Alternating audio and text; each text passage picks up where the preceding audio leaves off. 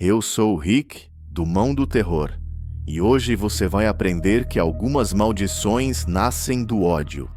Se você curte histórias sobrenaturais, deixa o like, inscreve-se no canal e ativa as notificações. Me conta nos comentários, você já sentiu uma energia negativa em algum lugar? Prepare-se, porque a narrativa de hoje é sobre o espírito Kitsune e o Pacto Esquecido, e vai te deixar com um arrepio na espinha. A vila de Aokigahara, aninhada entre as florestas de bambu e as montanhas cobertas de neve do Japão rural, era um lugar onde o tempo parecia ter se curvado à vontade dos espíritos. Seus habitantes viviam em harmonia com a natureza, respeitando as antigas tradições e as lendas sussurradas sobre os yokai que habitavam as florestas. Hana, uma jovem órfã com olhos que pareciam conter a melancolia de 1000 invernos, vivia à margem dessa sociedade, uma sombra entre as sombras. Seu passado tão nebuloso quanto a névoa que frequentemente envolvia a vila. Ela era uma pária, evitada pelos outros moradores que a viam com uma mistura de pena e desconfiança. Rumores sussurravam que sua família, os Tanaka, havia sido amaldiçoada, que eles haviam desonrado os espíritos, e que Hana era a última de uma linhagem condenada. Hana, no entanto, não se importava com os rumores. Ela encontrava consolo na solidão da floresta, onde os espíritos pareciam mais amigáveis do que os humanos. Foi em um antigo santuário shintoísta, negligenciado e em ruínas, escondido nas profundezas na floresta, que Hana descobriu a verdade. Entre as pedras cobertas de musgo e as estátuas de raposas de pedra, ela encontrou um pergaminho antigo, amarelado pelo tempo, com símbolos arcanos e uma caligrafia elegante.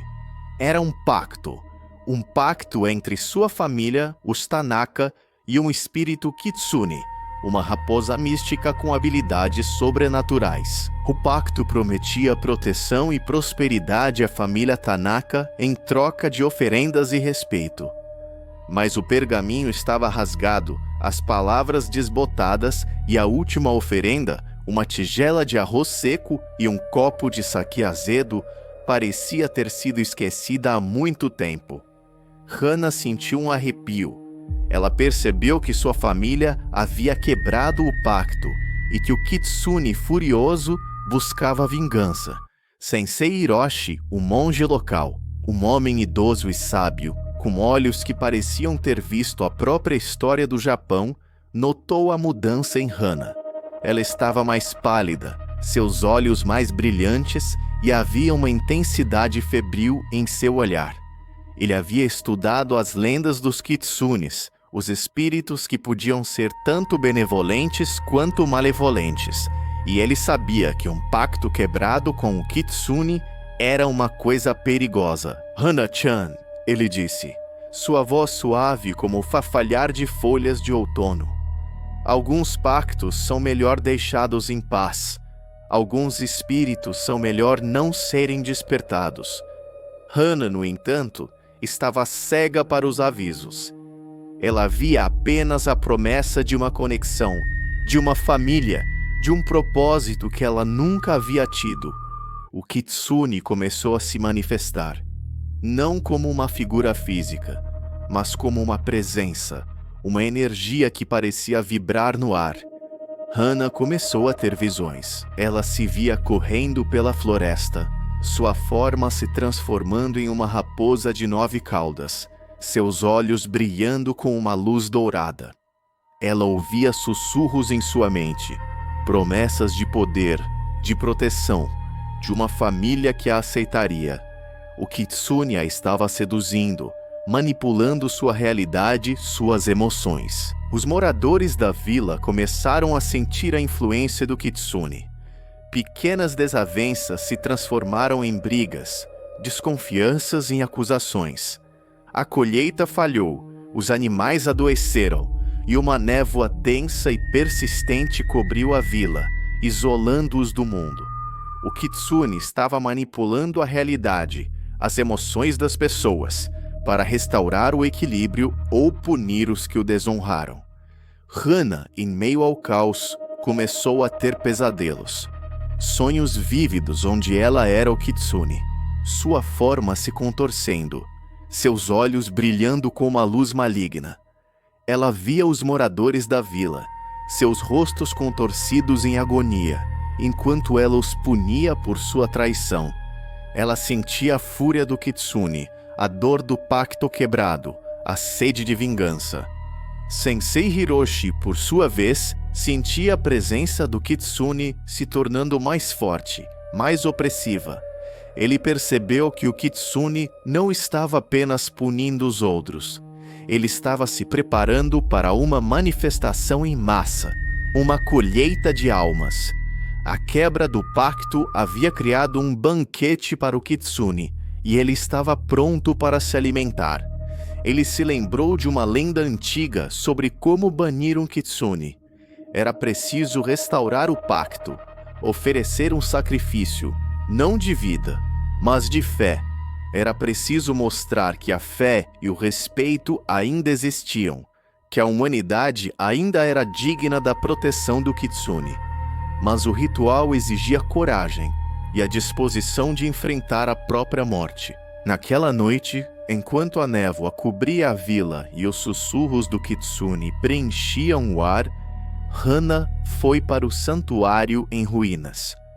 Sensei Hiroshi, apesar de seu medo, a acompanhou, sabendo que era a única esperança para a vila. O santuário era um lugar de escuridão e desespero, suas pedras cobertas de musgo ecoando os lamentos de séculos de dor. Lá, no centro do santuário, eles encontraram o Kitsune, não como uma figura única, mas como um turbilhão de sombras, de rostos distorcidos, de mãos estendidas que pareciam emergir das pedras. Eram as vítimas do pacto quebrado, as almas que haviam sido traídas, e elas estavam ali para testemunhar a punição. O Kitsune se manifestou, não como uma raposa, mas como uma figura humana, uma mulher de beleza etérea, com olhos dourados e 9 caudas que flutuavam no ar. Ela se contorcia, suas formas se distorcendo, seus olhos brilhando com uma luz maligna. Ela tentou seduzir Hana, prometendo-lhe poder e proteção em troca de sua alma. Mas Hana resistiu. Ela havia visto a verdade, e ela não seria enganada. Você não terá mais almas, Kitsune. Hana gritou, sua voz ecoando no caos. Eu restaurarei o pacto. Eu mostrarei que a fé e o respeito ainda existem. Ela tirou de sua bolsa uma tigela de arroz fresco e um copo de saquê e os colocou no altar. Eu ofereço a você minha fé, meu respeito, minha alma. Eu prometo que nunca mais esqueceremos o pacto. O Kitsune reagiu. O turbilhão de sombras vacilou. Os rostos distorcidos se contorceram em agonia.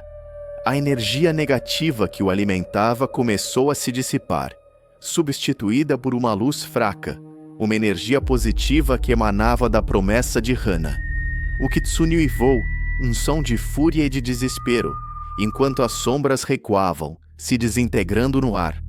Quando a luz se dissipou, o santuário estava em silêncio.